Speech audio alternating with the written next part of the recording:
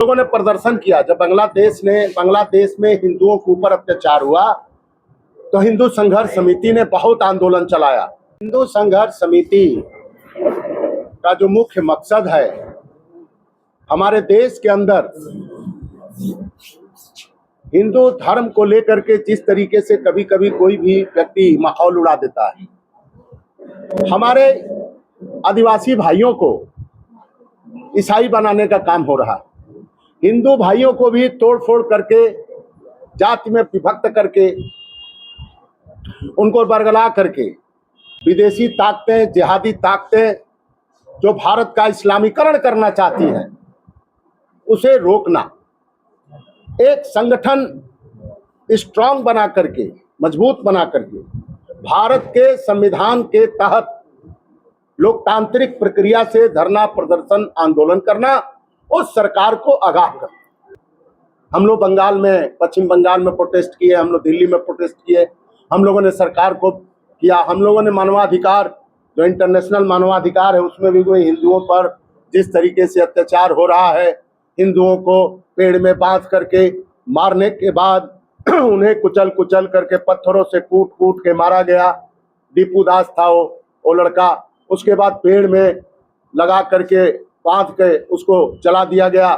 जिस तरीके से भारत के अंदर जो कट्टर इस्लाम, जो मौलवी और मौलाना जो नौजवानों को दे रहे हैं कि वो तलवार से गर्दन काट देते हैं, पहले गोली भी मारते हैं फिर गर्दन भी काटते हैं, ऐसी सैकड़ों घटनाएं इस देश के अंदर हो रही हैं। राजस्थान में हुई, कन्हैया कुमार को जो दर्जी था, किस तरीके से बेरहमी से मारा गया। लखनऊ में तिवारी को मारा गया, पहले गोली मारी गई, इसके बाद उसकी गर्दन काटी गई। और सबसे बुरा तब लगा, देखिएगा बहुत मानवीय घटना बता रहा हूं लखनऊ की, जब अखबार वालों ने वो गर्दन काटने वाले जिहादियों से पूछा कि तुमने कमलेश तिवारी की गर्दन तो काटी है, कमलेश तिवारी तो मर गए हैं, क्या तुम्हारे किए पे पछतावा हो रहा है? तो उसने बोला कि नहीं, मुझे अपने किए पे पछतावा नहीं हो रहा है, मुझे खुशी हो रही है कि मैं अल्लाह का काम कर रहा हूं। क्या अल्लाह यही मांगता है किसी की गर्दन काट दो? जो मुस्लिम नहीं बनेगा उसकी गर्दन काट दो। कश्मीर के अंदर जो हमारे पूरे देश से पर्यटक गए थे, माँ बहन बेटी गए थे, उनको सिर्फ पूछा गया कलमा आता है, उन्होंने बोला नहीं, गर्दन काट दो, गोली मार दो। 22 लोगों को बेरहमी से मार दिया गया। तो भारत को इस्लाम बनाने के लिए खिलजी, गजनी, गोरी, ये तमाम जो मुगल आक्रांता आए, बहुत प्रयास किए, सारे हमारे धर्म स्थलों को तोड़ा, काशी तोड़ा, अयोध्या तोड़ा, मथुरा तोड़ा, जगह जगह तोड़ फोड़ किया और उस पर मस्जिद खड़ा कर दिया। और इसके बाद वो चले गए, फिर अंग्रेज आ गए, फिर हम लोग आजाद हो गए। 1947 में देश आजाद हो गया। लोग कहते हैं कि महात्मा गांधी का एक गाना है, लोग गाते हैं कांग्रेसी लोग कि ले लिया आजादी बिना खड़क बिना ढाल, और साबरमती के संत तूने कर दिया कमाल। ये कौन सा गाना है भाई? जब देश आजाद हुआ तो 50 लाख लोगों की लाशें, चीख पुकार, मौत, खून से लथपथ ट्रेनें पाकिस्तान से आती थी भारत में, और यहाँ गाना गाया जाता है, ले लिया आजादी बिना खड़क बिना ढाल, और साबरमती के संत ने कर दिया कमाल। तो साबरमती के संत ने ऐसा कमाल कर दिया कि 500 बरस लग गए भगवान राम के मंदिर को बनाने के लिए अयोध्या में। हमारा मथुरा में भी उन लोगों का मस्जिद बना हुआ है, वो भी अभी हटाना है वहां से, उसके लिए भी लंबी लड़ाई लड़नी। बनारस जाएंगे आप, बाबा काशी विश्वनाथ का मंदिर है,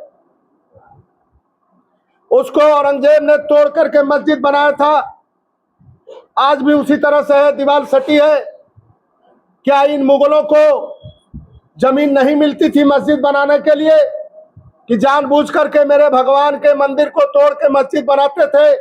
इस बात को भारतवासियों को जानना पड़ेगा, वो हिंदू धर्म को मिटाना चाहते थे। ये यहाँ बांग्लादेशी भी आ रहे हैं उड़ीसा के अंदर, और बांग्लादेशी बौद्ध बिल्कुल हम लोग चिन्हित करेंगे। जो भारत का नागरिक नहीं होगा वो भारत में नहीं रहेगा, उड़ीसा में नहीं रहेगा, उड़ीसा में कहीं भी रहेगा उसको खोजा जाएगा, कानून प्रक्रिया के तहत पुलिस को दिया जाएगा। जो हमारे आदिवासी भाई को ईसाई बनाने की कोशिश करेगा, ईसाई बनाने का प्रयास करेगा, उसको विधर्मी बनाने का प्रयास करेगा, हिंदू संघर्ष समिति लड़ेगी और यह उसको रोकेगी और कानूनी सहायता प्राप्त करके उसका रोकथाम करेगी।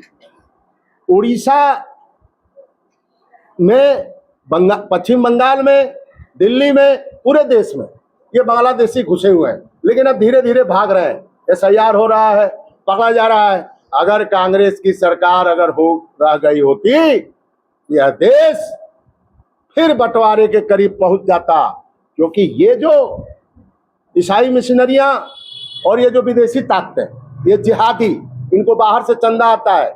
मदरसा में क्या पढ़ाया जाता है? क्या पढ़ाया जाता है? मदरसा में यही पढ़ाया जाता है, उनको शिक्षा ज्ञान नहीं दिया जाता है। हम लोग चाहते हैं कि बच्चे पढ़ें, बच्चे ज्ञान अर्जित करें, मदरसा में भी पढ़े तो इंजीनियरिंग डॉक्टर बने। लेकिन क्या हुआ? अल-फलाह यूनिवर्सिटी का आपने देख लिया, जो जितना बड़ा पढ़ाई कर रहा है उतना बड़ा जिहादी हो रहा है। तो सवाल ये उठता है कि हम लोगों को अब तैयार होना पड़ेगा, संघर्ष करना पड़ेगा इस देश को बचाने के लिए। देखिए, RSS का गठन हमारे गोलवलकर पूज्य गुरु जी ने किया। आज कितना भारत के चारों तरफ RSS ने इस देश को बचा रहा है। विश्व हिंदू परिषद कितना काम कर रहा है, हमारे दुर्गा वाहिनी महिलाओं के लिए काम कर रही है। इसी तरीके से तमाम विद्यार्थी परिषद विद्यार्थियों के लिए काम कर रहा है। तो हम लोगों का संगठन सबसे तालमेल बना के और एक मजबूत स्थिति में आएगा और हम लोग बिंदुओं पर, मूल्यों पर लड़ेंगे और हिंदू संस्कृति का परचम को लहराएंगे।